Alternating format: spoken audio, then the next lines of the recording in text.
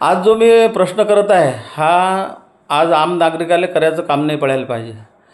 हा प्रश्न करण्याचं कर्तव्य जे आहे की नाही, तर ग्रामपंचायत सदस्य, सरपंच, आमदार, खासदार इत्यादी लोकप्रतिनिधी यायचं कर्तव्य आहे की आज मुख्यमंत्री साहेब तुम्ही जे बहीण योजना काढली, तर हे 5 वर्ष अगोदर इलेक्शन होताबरोबर का नाही काढली?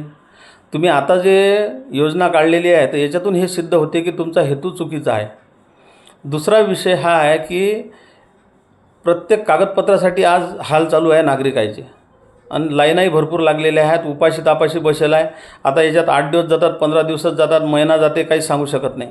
उपाशी तापाशी उन्हातानात बसलेले आहेत आणि हाल होत आहे. 5 वर्ष तुम्ही तमाशा करताना दिसले आम्हाला. तुमचा तमाशा आम्ही पाहिला आणि आता बरोबर डबल इलेक्शन आलं तर आता नागरिकाचा तुम्ही तमाशा करू राहिले. आणि खरोखर तुम्हाला जर लाभ द्यायचा आहे तर आपला देश प्रगत होईल आहे. आधार नंबरवर समोरच्याची परिस्थिती समजते आणि खरोखर ते परिस्थिती पाहून ज्याला जो लाभ भेटू शकते तो देणं गरजेचं असते. असा तमाशा करणं आवश्यक नाही. दुसरी गोष्ट की हा प्रश्न नेमका मुख्यमंत्री कोणता? आता 3 मुख्यमंत्री झाले. आता याच्यातले मधातले मुख्यमंत्री कोण आहे का? तिघही तुम्ही मधातल्या.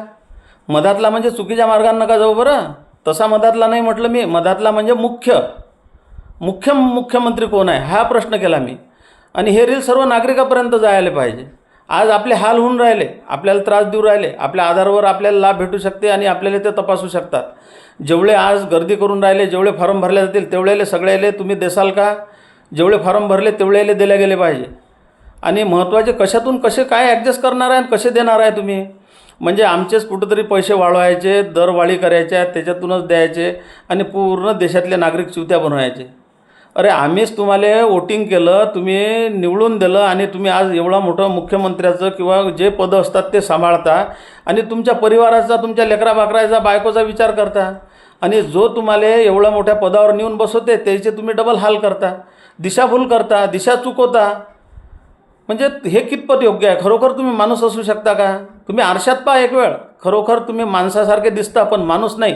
कारण जर माणूस असते ना तर जयनं तुम्हाला अशा पदावर नेऊन ठेवलं आणि एवढं सुख दिलं तर त्याचे तुम्ही असे हाल नसते केले. तुम्ही पूर्णतः नागरिकांसोबत गेम करता हा माझा आरोप आहे आता. कारण की बरोबर इलेक्शनच्या वेळेस तुम्ही हे योजना काढली म्हणून हा मी तुमच्यावर आरोप करतो. जसं एखाद्या प्रतिनिधी उभा राहते आणि 500, 1000, 2000, 5000 काय देत असेल आणि इलेक्शनच्या वेळेस पैसे देऊन वोट विकत घेते ना, तर तोच गुन्हा तुमच्यावर दाखल व्हायला पाहिजे. कारण की हे योजना तुम्ही निवडून येताबरोबर काढा लागत होती.